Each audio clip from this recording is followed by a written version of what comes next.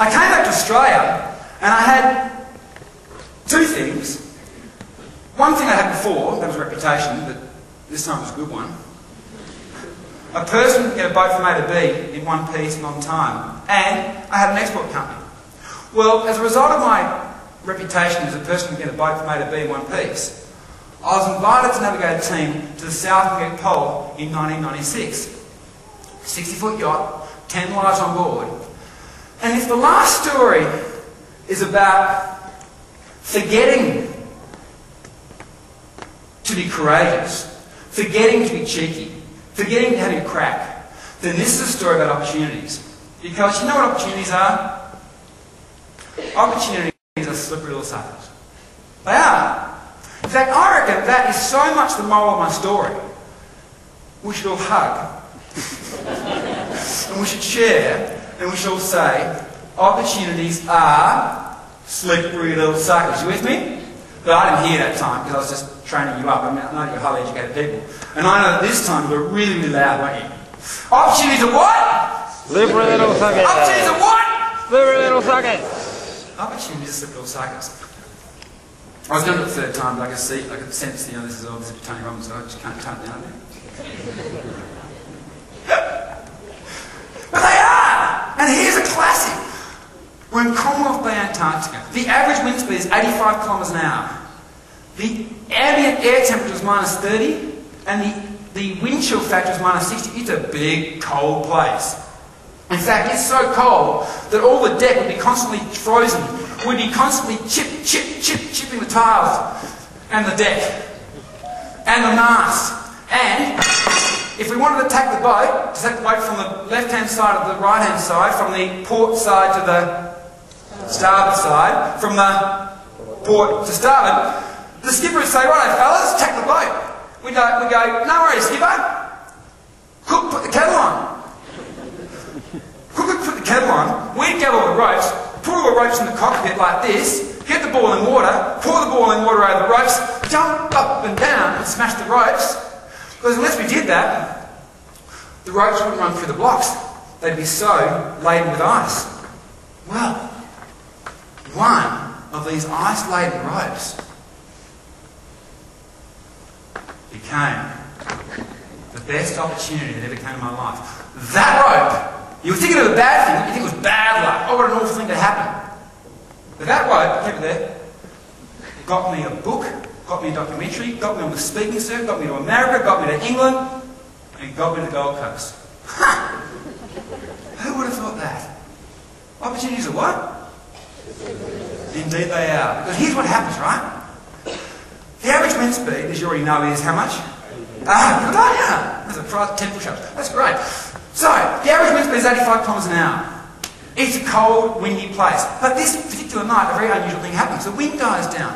Well, you've got icebergs bobbing around the size of small countries. You're on a 60-foot yacht with 10 lives on board and 6 millimetre of aluminium between you and those bergs. And what you don't want to do is bump into those bergs.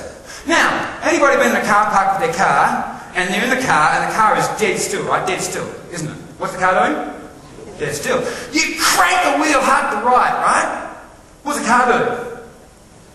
Nothing, exactly. So, you're on a yacht, and you've got icebergs around you, and you've got no wind, and there's an iceberg coming towards you, but you're not moving, and you crank the helm over. What happens? Nothing. So you get the point. So the point is this. You're on a motor yacht, right? And you've got sails, and you've also got a what? The wind dies down, an iceberg's coming towards you. What could you do? Put the motor on. Get it. Put the motor on, right? Bang! Because we forgot that the rope was over the edge. Rope wraps on the propeller, no more propeller, no more motor, and no more going to Antarctica. For 3 days we bob around in Commonwealth Bay, Antarctica, trying to get there to this big, massive place. The average ice thickness is 3,000 metres, you guys good. It's a big, cold place, but it shelves right off, fair like this auditorium, just shoot, and you can't drop an anchor until you get right up close. So, but we can't get there because we're not sailing on water here, man. We're sailing on, anybody been like 7-Eleven? We're sailing on Slurpee. And it's thick, mushy, icy stuff. And we're on a 60-foot yacht, and when the wind does pick up, like a bit of wind, we've got no motor, we just can't get through it. And you're going upwind at like 10 kilometres an hour, and the next thing you know, you get a knock on the bow and you're going downwind at like 50 k's an hour, straight past the very iceberg you just saw, until everyone says, enough already, enough already. This is way too dangerous. We're going to pack up, turn around and go back. There's Mawson's hut. So Douglas Mawson, my great hero, there's his hut less than a mile away. And we're about to turn around and go back. Well, I contact Ollie, the ship's doctor, who's an expert in hypothermia, and I say, Ollie, how long would you give me if I dived over the side to cut the rope free? There were no wetsuits on board, so it wasn't such great preparation. He said 5 minutes, but not 1 second longer.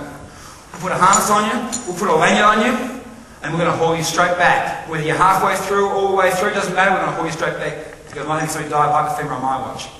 Well, it's good enough for me. I go to the navigation table, and there's everybody. David, the patron for the trip. They're all over the charts. But the charts aren't facing south anymore, the charts are facing north. And they're planning the route back home to Hobart. And I say, David, I'm volunteering to dive over the side to cut the rope free. And he says, you're serious? And I say, yeah, I'm serious, but I'm not stupid. I want 3 things. He says, what do you want, Blue? You can have whatever you want. If you can save the expedition, you can have it. I said, Dad, I just want 3 things. I want it filmed, hence the footage. Secondly, I want the international film rights to the footage, hence the documentary. Comes soon later. And thirdly, David, I want you to mentor me to become the first Australian to the North Magnetic Pole. You see, I saw a way to get rid of this scar. This scar which had defined me as a kid, which I thought made me less of a person. I was constantly proving myself to say I'm bigger, I'm better, look at me, look at me, look at me. I found a way to get rid of my scar. I could become the first Australian to the North Magnetic Pole. And he says, well, it cost you. I said, bring it on, how much? £10,000. That's $33,000 Australian. And I had none, I was a little cookie manufacturer.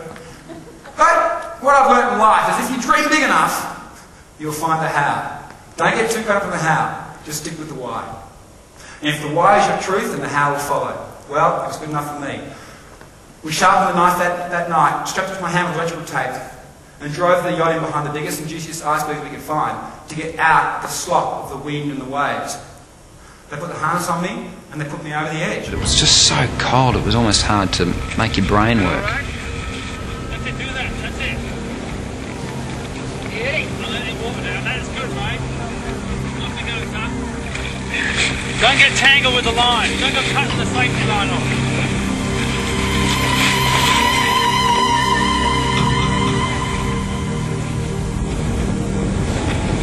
See, it's 12 feet to dive down, so by the time you get there you haven't got much breath left. And I just reached out and cut, and I cut and cut, chopping it against the rope, knowing the whole time the clock was ticking. A few bubbles came up. We waited, we waited, we waited, we waited some more.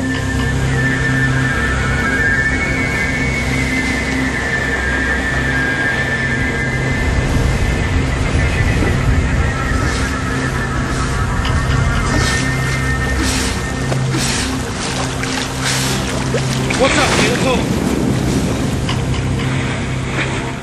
I go, Pete, what do you want? What do you want? What do you want? I come up to the surface and I go,